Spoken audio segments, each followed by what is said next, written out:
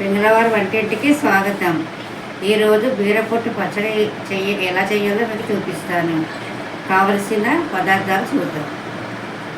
బీరపొట్టు సన్నగా తరిగేసుకుని కడిగేసుకోవాలండి. ఒక బీరకాయ కూడా వేసుకోవచ్చు. నేను ఒక బీరకాయ వేసాను. పొట్టు, ఎండుమిరపకాయలు, ఆవాలు, జీలకర్ర, మెంతులు, వెల్లుల్లిపాయలు, శనగపప్పు, మినప్పప్పు, ఇంగువ, పసుపు, ఉప్పు, వంట నూనె, పచ్చిమిరపకాయలు. బాండి పెట్టుకుని స్టవ్ వెలిగించుకోవాలి. Spoon oil. నూనె బాగా వేడెక్కాక ఒక అర స్పూను శనగపప్పు, అర స్పూను మినప్పప్పు బాగా వేగాలండి. ఒక స్పూను ఆవాలు, ఒక స్పూను జీలకర్ర,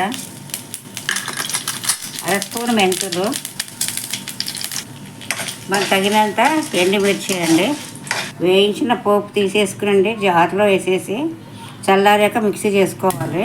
ఇప్పుడు అదే బాండి పెట్టుకొని ఒక హాఫ్ గరిటె నూనె వేసుకోవాలి.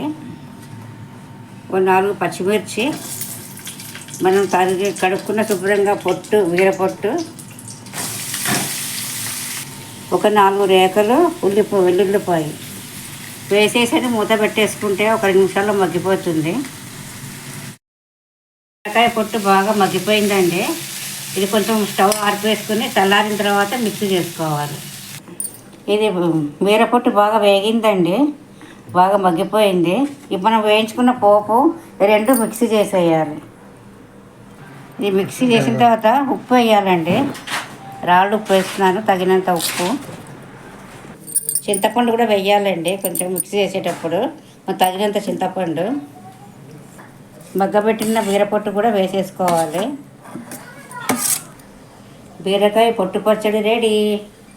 ఇది అన్నంలోకి బాగుంటుంది, మరి టిఫిన్లోకి బాగుంటుంది, చపాతీలోకి బాగుంటుంది, అన్నిట్లోనూ బాగుంటుంది. ఆరోగ్యానికి కూడా మంచిది. బీరపొట్టు వేస్ట్ చేయనండి, నేను ఏదైనా కూరల్లో కూడా వేస్ట్ చేయను. ఇలా బీర పచ్చడి చేస్తూ ఉంటాను. బీరపొట్టు పచ్చడి. మరో వంటతో మళ్ళీ కలుద్దాం. బాయ్.